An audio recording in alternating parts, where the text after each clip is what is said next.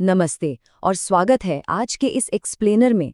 भारत के प्राचीन ग्रंथों और मंदिरों में कुछ ऐसे गहरे रहस्य छिपे हैं जो आज के मॉडर्न विज्ञान और लॉजिक को भी चकरा देते हैं। मतलब एक ऐसी दुनिया जहां भौतिकी के नियम काम नहीं करते और पौराणिक कहानियों में कमाल का दार्शनिक अर्थ छिपा है। आज हम 3 बहुत ही दिलचस्प मामलों को डिकोड करने वाले हैं, एकदम निष्पक्ष होकर, सिर्फ उपलब्ध स्रोतों और तथ्यों के आधार पर। तो चलिए बिना किसी देरी के शुरू करते हैं। आगे बढ़ने से पहले जरा इन असंभव सी लगने वाली बातों पर गौर कीजिए। क्या कोई विशाल झंडा हवा की दिशा के बिल्कुल उल्टा उड़ सकता है? या फिर सोचिए, ब्रह्मांड के सबसे बड़े रक्षक और संहारक का जन्म बिना माता पिता के कैसे हो सकता है? ये सिर्फ कोई पुरानी कहानियों वाली बातें नहीं हैं दोस्तों। ये ऐसे दावे हैं जो हमारे आज के विज्ञान, थर्मोडायनामिक्स और जीव विज्ञान की सारी हदों को पार कर जाते हैं। और यही वजह है कि सदियों बाद आज भी ये बातें एक बहुत बड़ी पहेली बनी हुई हैं। तो आज की हमारी चर्चा की रूपरेखा कुछ इस तरह रहेगी। सबसे पहले जगन्नाथ मंदिर के अद्भुत रहस्य, फिर मूर्ति में श्री कृष्ण का दिल, उसके बाद भगवान शिव की उत्पत्ति, फिर ब्रह्मा और विष्णु का विवाद, और आखिर में गणेश कार्तिकेय की वो अनोखी दौड़। चलिए सबसे पहले भाग से शुरुआत करते हैं, जगन्नाथ मंदिर के अद्भुत रहस्य, जहां विज्ञान के नियम भी घुटने टेक देते हैं। पुरी के जगन्नाथ मंदिर के बारे में जो बातें बताई जाती हैं वो सीधे सीधे गुरुत्वाकर्षण और प्रकाशिकी यानी ऑप्टिक्स के नियमों को चुनौती देती हैं। सबसे पहले मंदिर के मुख्य गुंबद को ही ले लीजिए। कहते हैं कि दिन के किसी भी समय, चाहे सूरज कहीं भी हो, इस विशाल गुंबद की परछाई कभी जमीन पर नहीं पड़ती। है ना कमाल? आज के बड़े बड़े इंजीनियर भी इस वास्तुशिल्प को पूरी तरह डिकोड नहीं कर पाए हैं। इसके अलावा मंदिर के शिखर पर लगा झंडा हमेशा हवा के बहाव की उल्टी दिशा में लहराता है। और तो और मंदिर के ठीक ऊपर से कोई पक्षी या विमान कभी नहीं गुजरता, जैसे कोई अदृश्य छतरी तनी हो। एक और दिलचस्प बात है मंदिर के शीर्ष पर लगा सुदर्शन चक्र। आप शहर के किसी भी कोने से इसे देखिए, यह हमेशा आपको अपनी ही तरफ मुड़ा हुआ दिखाई देगा। ये सारी बातें एक ऐसा माहौल बनाती हैं जहां हमारी दुनिया के सामान्य नियम बिल्कुल बेअसर लगते हैं। और जरा इस नंबर पे ध्यान दीजिए, 214। ये कोई मामूली संख्या नहीं है।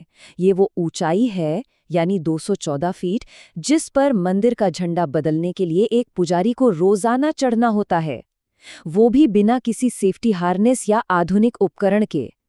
तेज हवाओं के बीच इतनी ऊंचाई पर चढ़ना वाकई बहुत खतरनाक है। लेकिन स्रोतों के मुताबिक ये अनुष्ठान इतना पवित्र और सख्त है कि अगर एक भी दिन की चूक हो जाए तो मान्यता है कि मंदिर को पूरे 18 साल के लिए बंद करना पड़ेगा। इससे आप समझ सकते हैं कि इस परंपरा को लेकर कितनी गहरी आस्था और गंभीरता है। अब अगर आपको लगता है कि रहस्य सिर्फ वास्तुकला तक सीमित है, तो मंदिर की रसोई के बारे में सुनकर आप हैरान रह जाएंगे। यहाँ रोजाना हजारों लोगों के लिए जो प्रसाद बनता है, उसकी विधि एकदम अनोखी है। लकड़ी की आग पर पकाने के लिए मिट्टी के 7 बर्तनों को एक के ऊपर एक रखा जाता है। अब सामान्य तर्क या थर्मोडायनेमिक्स तो यही कहता है ना कि जो बर्तन आग के सबसे पास है उसका खाना सबसे पहले पकेगा। लेकिन यहाँ जो बताया गया है वो इसके बिल्कुल उलट है। कहते हैं कि आग से सबसे दूर जो बर्तन सबसे ऊपर रखा है उसका प्रसाद सबसे पहले पकता है, और आग के सबसे करीब वाले बर्तन का खाना सबसे आखिर में तैयार होता है। ये कैसे संभव है? ये आज तक एक अनसुलझी पहेली है। आइए अब दूसरे भाग की तरफ बढ़ते हैं। मूर्ति में श्री कृष्ण का दिल, जिसे ब्रह्म पदार्थ का रहस्य भी कहा जाता है। पौराणिक कथाओं के अनुसार 3002 ईसा पूर्व में जब भगवान कृष्ण का दाह संस्कार हुआ तो उनका भौतिक शरीर तो पंचतत्व में विलीन हो गया, लेकिन एक धातु जैसी रहस्यमयी चीज आग में भी जलने से बच गई। इसे उनका अविनाशी हृदय माना गया, जिसमें से लगातार एक अजीब सी ऊर्जा निकल रही थी। कथाएं बताती हैं कि सदियों बाद राजा इंद्रद्युम्न ने इसी अकल्पनीय वस्तु को जगन्नाथ मंदिर की लकड़ी की मूर्तियों के अंदर स्थापित करवाया। आज इसी रहस्यमयी और ऊर्जावान वस्तु को ब्रह्म पदार्थ कहा जाता है। अब अगर हम इसे आज के नजरिए से सोचें तो दिमाग में कई सवाल आते हैं। क्या वो कोई उल्कापिंड था, कोई रेडियोधर्मी पदार्थ, या फिर सच में कोई शुद्ध ब्रह्मांडीय ऊर्जा? सोचने वाली बातें है ना। और इसी ब्रह्म पदार्थ से जुड़ा है नवकलेवर अनुष्ठान, जो हर 12 साल में होता है। इस दौरान इस पदार्थ को पुरानी मूर्ति से निकालकर नई लकड़ी की मूर्ति में रखा जाता है। और यकीन मानिए, ये प्रक्रिया बेहद गोपनीय और रोंगटे खड़े कर देने वाली होती है। इस पूरे अनुष्ठान के दौरान पूरे शहर की बिजली काट दी जाती है, हर तरफ सिर्फ घनघोर अंधेरा होता है।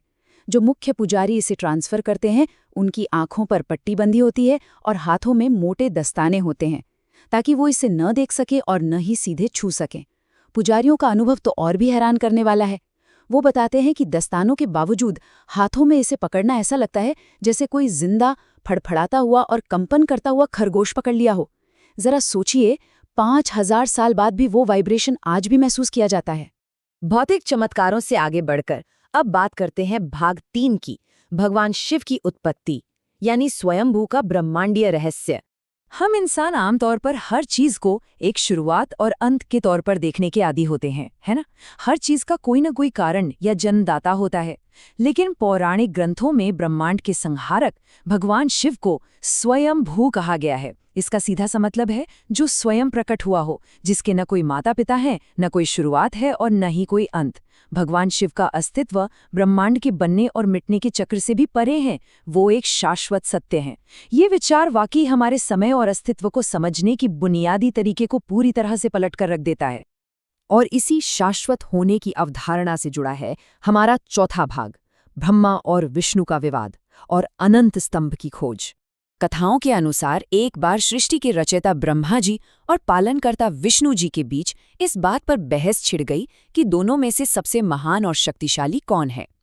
जब ये विवाद चरम पर पहुंच गया तो ब्रह्मांड का संतुलन बनाए रखने के लिए अचानक उन दोनों के बीच एक विशाल, आग से धधकता हुआ प्रकाश का स्तंभ प्रकट हुआ, जिसे हम ज्योतिर्लिंग कहते हैं।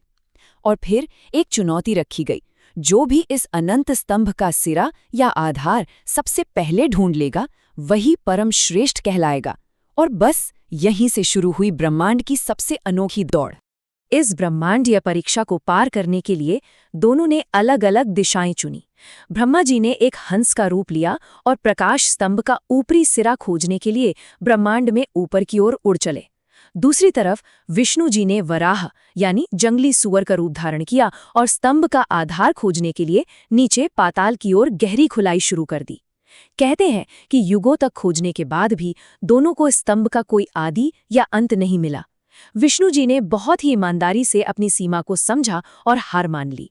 लेकिन ब्रह्मा जी, उन्होंने अपने अहंकार में आकर छल का सहारा लिया। उन्होंने एक केतकी के फूल को गवाह बनाया और झूठा दावा कर दिया कि उन्हें स्तंभ का सिरा मिल गया है। इस कहानी में विष्णु जी का सत्य और ब्रह्मा जी का असत्य दोनों अंततः भगवान शिव की अनंत और असीमित प्रकृति को ही साबित करते हैं। चलिए अब ब्रह्मांडीय पैमानों से थोड़ा वापस आते हैं और चलते हैं भाग 5 की ओर, गणेश कार्तिकेय की अनोखी दौड़, जहां मुकाबला था बुद्धि और बल का। ये कहानी एक बहुत ही प्रासंगिक पारिवारिक नोकझोंक से शुरू होती है। भगवान शिव और माता पार्वती के दोनों बेटे कार्तिकेय और गणेश के बीच इस बात पर विवाद हो गया कि पहले किसकी शादी होगी। इस बात को हमेशा के लिए सुलझाने के लिए माता पिता ने एक अत्यंत कठिन शर्त रखी। जो भी सबसे पहले पूरी पृथ्वी के 3 चक्कर लगाकर वापस लौटेगा, उसी का विवाह पहले होगा। देखने में तो ये सीधे सीधे शारीरिक क्षमता और स्पीड का टेस्ट लग रहा था। अब शर्त सुनते ही कार्तिकेय तुरंत अपने तेज तर्रार वाहन यानी मोर पर सवार हुए और बिना एक पल गवाए दुनिया का चक्कर लगाने निकल पड़े। वो महाद्वीपों और समंदरों को पार करते हुए बहुत तेजी से आगे बढ़ रहे थे। लेकिन रास्ते में उनके साथ एक बहुत बड़ा मनोवैज्ञानिक अचंभा हुआ।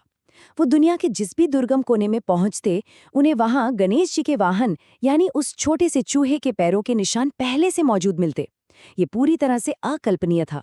और जब कार्तिकेय पूरी ताकत लगाकर पृथ्वी के 3 चक्कर पूरे करके वापस प्रारंभिक बिंदु पर लौटे, तो उनके आश्चर्य का कोई ठिकाना नहीं रहा। गणेश जी वहां पहले से ही अत्यंत शांति से विराजमान थे। तो आखिर गणेश जी ने ये किया कैसे? दरअसल ये उनकी तीव्र बुद्धि और गहरी दार्शनिक सोच का कमाल था। भारी शरीर और धीमी गति वाले वाहन के बावजूद उन्होंने अंधी दौड़ नहीं लगाई। उन्होंने बस अपने माता पिता यानी शिव और पार्वती को एक जगह बैठाया और उनके ही 3 चक्कर लगा लिए। उनका तर्क बिल्कुल अकाट्य था।